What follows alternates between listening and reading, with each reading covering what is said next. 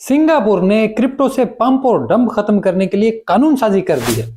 Crypto से जालसाजी खत्म करने के लिए ऐसे कानून बनाए गए हैं जो मार्केट को बेहतर अंदाज में रेगुलेट करने में इंतहाई मददगार साबित होंगे। मुझे अंदाजा है कि शायद आप लोगों को ऐसे फीके टॉपिक अच्छे ना लगे, लेकिन मैं ये चाहता हूं कि ये इंफॉर्मेशन लोगों तक पहुंचे ताकि बाकी ममालिक में भी ऐसी कानून साजी हो और क्रिप्टो की अडॉप्शन बढ़े। तो ये बुलिश तरीन मामला क्या है, जानते हैं आज की इस वीडियो में। मैं हूं अली रेहान, आप देख रहे हैं crypto Baba. So let's dive in.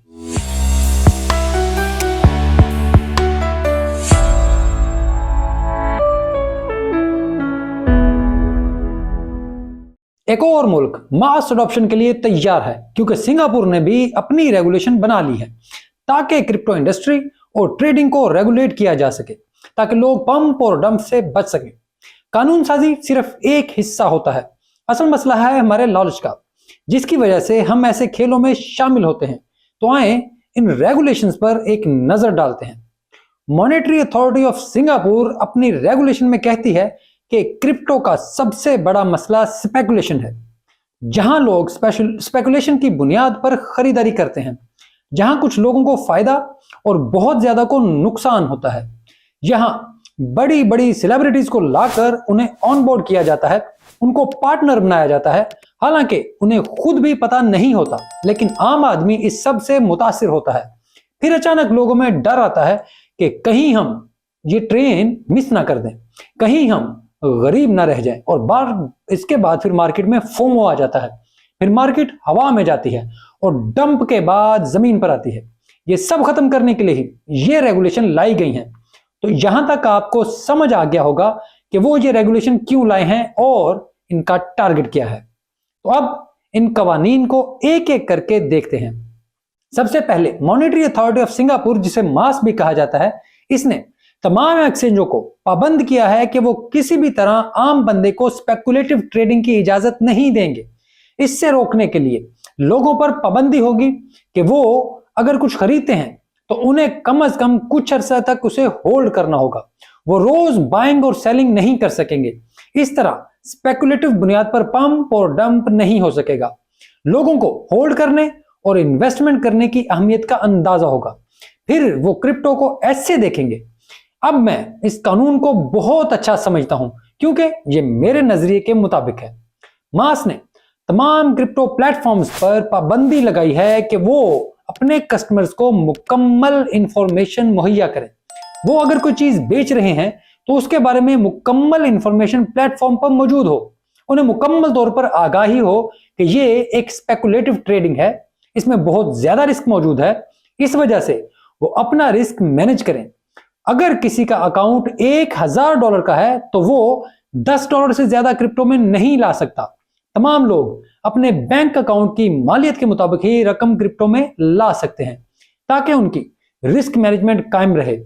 अब यह भी बहुत अच्छा इकदाम है, मैं इसकी भी हमायत करता हूं, ताकि कोई भी शख्स अगर पंप और डंप का शिकार हो भी जाए तो उसे ज्यादा नुकसान ना हो। कोई भी क्रिप्टो प्लेटफॉर्म ट्रेडिंग पर इंसेंटिव नहीं देंगे, यानी किसी भी तरह ट्रेडिंग को प्रमोट नहीं किया जाएगा, इस पर कोई खास रियायत नहीं दी जाएगी। यह कदम भी रिटेल इन्वेस्टर्स को बचाने के लिए लाया गया है। कोई भी क्रिप्टो प्लेटफॉर्म इस वजह से लिवरेज ट्रेडिंग या मार्जिन ट्रेडिंग की सहूलियत फराहम नहीं करेगा। अब यह पाबंदी सेंट्रलाइज्ड इदारों के लिए तो है, लेकिन डिसेंट्रलाइज्ड एक्सचेंज पर यह पाबंदी नहीं लग सकती। इस वजह से नए लोग तो लेवरेज से बच जाएंगे, लेकिन पुराने लोग डिसेंट्रलाइज्ड ऐप पर करते रहेंगे। नए लोगों को डिसेंट्रलाइज्ड ऐप्स पर आने में काफी वक्त लगेगा। इस वजह से मैं इसे भी अच्छी चीज समझता हूं।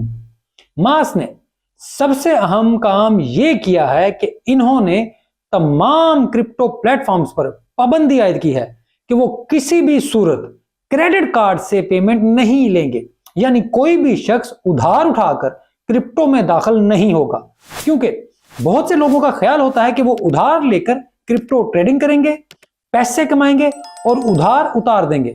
लेकिन यह सबसे बड़ी वजह है कि लोग क्रिप्टो मार्केट में तबाह होते हैं, क्योंकि वो जल्दी पैसे कमाने के चक्कर में होते हैं ताकि उधार उतार दें। अब ना उधार का पैसा आएगा, ना इससे ट्रेडिंग होगी, बल्कि सिर्फ इन्वेस्टमेंट आएगी जो लॉन्ग टर्म होगी। इससे पूरी मार्केट को भी फायदा होगा। ये इंतहाई अच्छा इकदाम है जिसे पूरी दुनिया में लागू करना चाहिए। मास यहां यह भी तस्लीम करता है कि ये तमाम रेगुलेशन किसी हद तक तो फायदेमंद हो सकते हैं, लेकिन मुकम्मल तौर पर क्रिप्टो में मौजूद लोगों को बचा नहीं सकते। सबसे ज्यादा जरूरी लोगों में आगाही पैदा करना है, क्योंकि अगर आप लोगों को सही तौर पर आगाह करेंगे तो वो इस खौफनाक पंप और डंप से बचेंगे।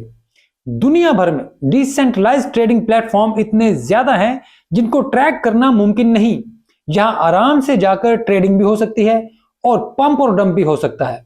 इस वजह से कोई भी कानून साजी 100% लोगों को महफूज नहीं कर सकती।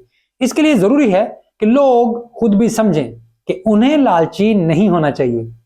सिंगापुर की मॉनेटरी अथॉरिटी अपने आप को हांगकांग के साथ भी लिंक कर रही है ताकि उनकी ब्लॉकचेन सर्विस प्रोजेक्ट गार्डियन का हिस्सा बने। इनके बैंक और फाइनेंशियल इदारे भी ब्लॉकचेन पर आए, इनके एसेट्स भी आम लोग खरीद और बेच सकें। अब ये इनकी बहुत अच्छी कोशिश है और जैसे आपको मैं पहले बता चुका हूं कि प्रोजेक्ट गार्डियन एवलांचे की मदद से चल रहा है, बल्कि इसकी टेक्नोलॉजी ही इस प्रोजेक्ट की बेस है। तो मुबारक हो, एक और मुल्क अवलांचे से लिंक हो गया है। बाकी अब हर खबर से अवलांचे निकल आता है तो मेरी गलती नहीं है। मैं तो पहले ही कहता था कि ये वह टेक्नोलॉजी है जो हकीकी मानों में दुनिया के एसेट्स को ऑनबोर्ड कर सकती है। खैर, इन तमाम कवानीन की वजह से सिंगापुर में बिजनेस और रिटेल अब क्रिप्टो में आ सकती है। ये आसानी से क्रिप्टो खरीद भी सकती है, तो इसकी वजह से मजीद लोग क्रिप्टो में आएंगे और हम एक बहुत बड़ा बुल रन देखेंगे। अभी ये सब शुरुआत है, इस वजह से अभी से परेशान नहीं होना। प्राइस जहां भी जाए इंतजार करें, इन्वेस्टमेंट करें और ट्रेडिंग से दूर रहें, वरना नाकाम हो जाएंगे। जो भी आपको ट्रेडिंग से अरबपति बनाने की बात कर रहा है वो झूठ बोलता है, क्योंकि अगर वो ऐसा कर सकता तो खुद दुनिया का अमीर तरीन शख्स होता, एक हजार आपसे नहीं ले रहा होता। इस वजह से किसी ऐसी जालसाजी का हिस्सा ना बने। और अगर आपको ये वीडियो अच्छी लगे तो इसे लाइक जरूर करें। चैनल को अब तक सब्सक्राइब नहीं किया तो यार ये काम भी कर दें, और यार प्लीज घंटी बजा दिया करें, इससे चैनल को फायदा होता है। जैसे ही नई वीडियो आती है आपको नोटिफिकेशन आ जाता है और वो काम भी आगे चल पड़ता है। अपने क्रिप्टो में मौजूद दोस्तों के साथ भी इसे शेयर किया करें, हो सकता है कि कोई और भी इस कंटेंट का फायदा उठा ले और मैं यहां तक आपकी मदद से पहुंच जाऊं और आगे भी आपकी ही मदद से जाना चाहता हूं। तो मेरी ये मदद बराए मेहरबानी जारी रखें। इसके अलावा आप एक्स पर भी मुझसे रब्ता कर सकते हैं, यानी ट्विटर पर। वहां पर मेरे डीएम भी ओपन है, बराह रास्त मुझे मैसेज कर सकते हैं। और अगर किसी वजह से आप मैसेज नहीं कर पाते तो मुझे फॉलो करेंगे तो मैं फॉलो बैक कर देता हूं, ताकि मेरे डीएम आप तक मजीद आसानी से रसाई हासिल हो सके आपको। और कमेंट में इस वीडियो के ऊपर राय जरूर दें कि आप इस कानून साजी को कैसे देखते हैं, इस फीके टॉपिक को आपको कैसे समझते हैं। मुझे मालूम है कुछ दोस्त मुझे कहते हैं कि यार आपको ऐसे फीके टॉपिक पे काम नहीं करना चाहिए, लेकिन मैं क्या करूं, मेरे ख्याल में ये इंतहाई अहम इंफॉर्मेशन है जो आप तक पहुंचाई जानी चाहिए। तो ये वीडियो देखने के लिए आपका बहुत शुक्रिया।